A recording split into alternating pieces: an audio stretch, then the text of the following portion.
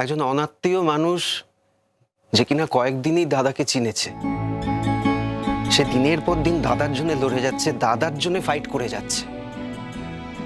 আমি তার ব্যাপারে সমস্ত খোঁজ খবর নিয়ে দেখেছি মা। সে এতকাল ধরে শুধুই মানুষের জন্য কাজ করে গেছে, আর সে কিনা দাদার জন্য দাঁড়িয়ে দাদার স্যাক্রিফাইসটাকে নিজের জীবনের সাথে জড়িয়ে নিয়েছে। কারণ না, সে জানে যে দাদা ভুল না, দাদার মধ্যে এখনো কিছু পসিবিলিটিস আছে। কারণ দাদা জন্ম অপরাধী নয়, আর অপরাধ জগতে থাকলেই যে কেউ অপরাধী হয়ে যায় না, সেটা তো আমি বৌদির থেকেই শিখেছি। দিদিভাই প্লিজ তুমি ওকে অ্যালাউ করো। যে দাদার কাছ থেকে ছোটবেলায় পড়াশোনা শিখেছে, বড় হয়ে সমাজে প্রতিষ্ঠিত হয়েছে, আজ সেই দাদা বিপদে পড়ে রয়েছে। আর ভাই হয়ে যদি সেই দাদার পাশে দাঁড়াতে না পারে, তাহলে মানুষ হিসেবে বেঁচে থাকার সার্থকতাটা কোথায় তুমি বলো? হ্যাঁ দিদিভাই, আমরা মানছি যে এতদিন আমরা তোমাদেরকে বুঝতে পারিনি, সত্যি বুঝতে পারিনি, কিন্তু আজ বুঝতে পেরেছি। কেন জানো? কারণ তুমি চোখে আঙুল দেখিয়ে আমাদেরকে বুঝিয়েছো, না কিছু বলনি, কিছু বলে বোঝাওনি। দাদার প্রতি তোমার সহানুভূতি, ভালোবাসা, রেসপেক্ট, এইগুলোর জন্য আমরা বুঝতে পেরেছি যে দাদা কোনো দোষ করেনি। আমরা এতদিন শুধু শুধু তোমাকে বা দাদাকে ভুল বুঝেছি। আরে অঙ্কুশ, সত্যি কি আমাদের সোনার দিন ফিরে এলো বাবা? হ্যাঁ, এই দিনটার দিকে তো এতদিন ধরে তাকিয়েছিলাম রে। তোমার দুই ছেলেই অমানুষ ছিল মা, আজ এক ছেলে মানুষ হতে চাইছে। তোমার কি আনন্দ হচ্ছে না? আনন্দ হবে না? কি বলিস? খুব আনন্দ হচ্ছে, খুব আনন্দ হচ্ছে। এতদিন ধরে ভাবতাম এই পৃথিবীতে আর বেঁচে থাকার কোনো মানে হয় না, কবে চলে যাব তাই ভাবতাম। কিন্তু আজকের এই দিনটার পর মনে হচ্ছে না না, কেন চলে যাব? জীবন কত সুন্দর, সবটাই কি খারাপ হয়? সবটাই কি দুঃখের হয়? হয় না। আসলে জীবনের অনেকগুলো রং থাকে, কিছুটা দুঃখের রং থাকে, কিছুটা সুখের রং থাকে। আজকের এই সুখের বিবাহটা নিজের জীবনের সাথে মাখিয়ে নিয়ে কিছুতেই পৃথিবী ছেড়ে যেতে আমার ইচ্ছে করছে না বাবা। তুই অঙ্কুশের পাশে দাঁড়াবি, তুই অঙ্কুশের হয়ে সেখানে গিয়ে কথা বলবি, এর থেকে বড় আনন্দ আমার আর কি আছে বলতো?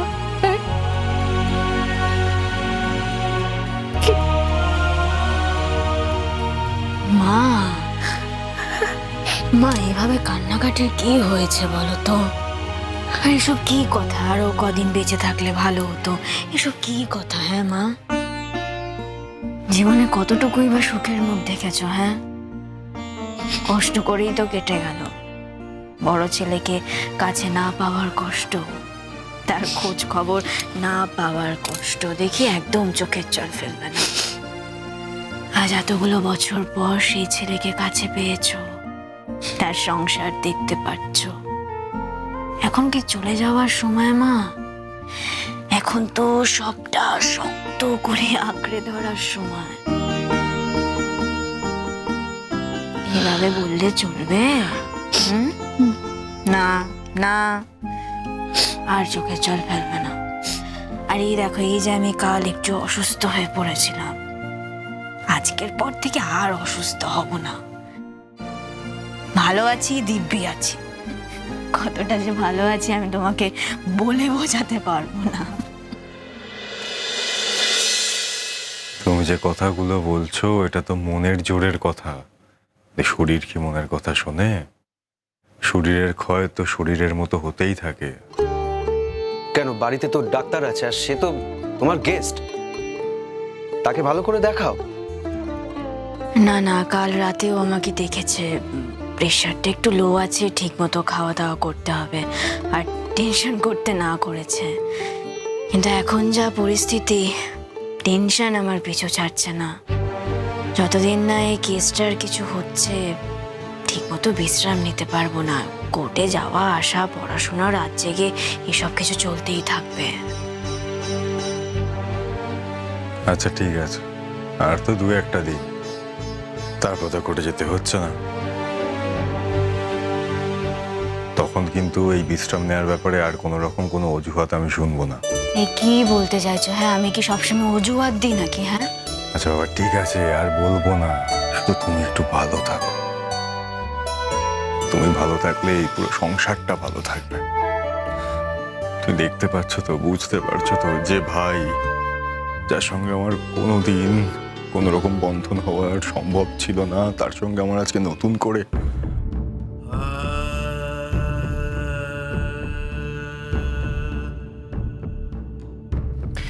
শুধু তোমার জন্য।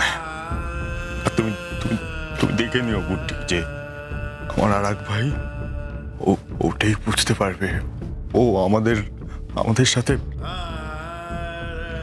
আরে সবটা হয়েছে শুধুমাত্র তোমার জন্যে।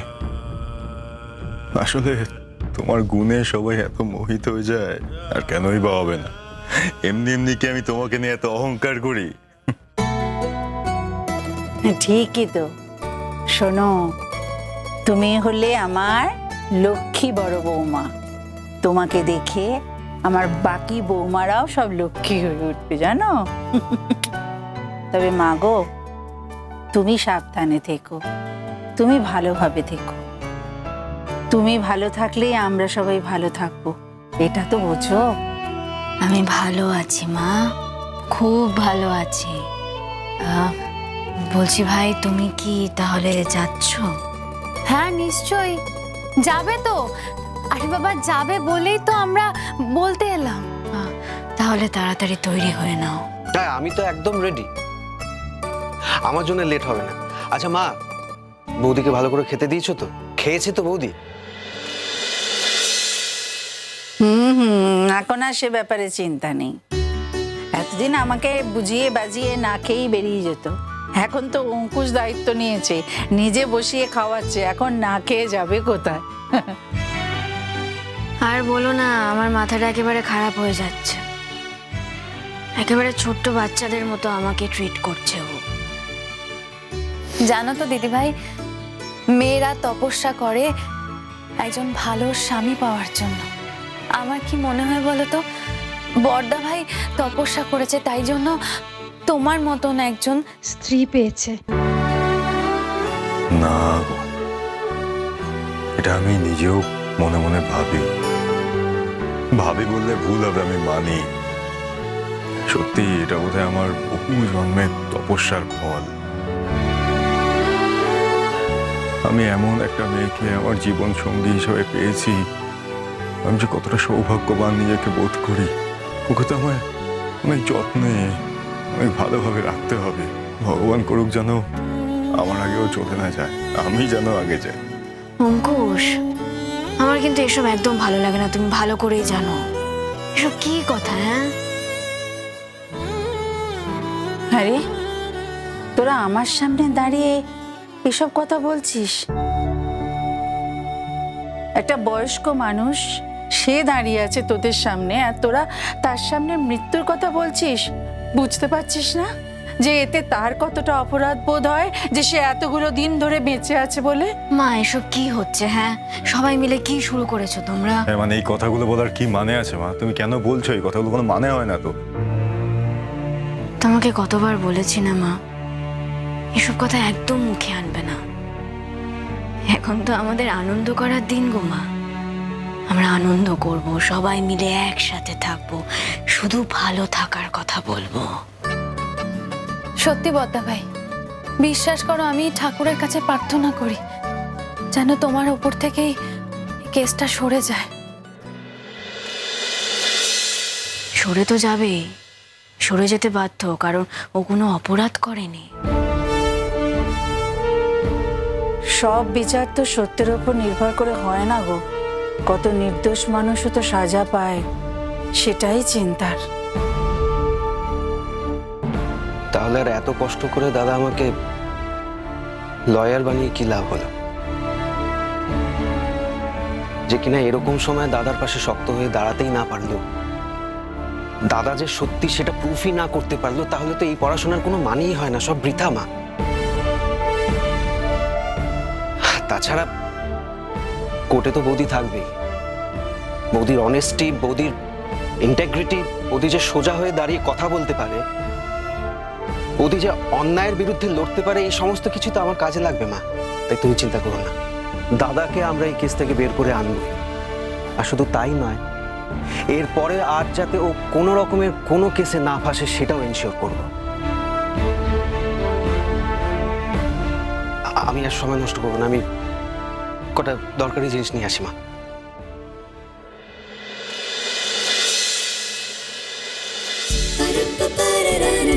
Gutti, gutti.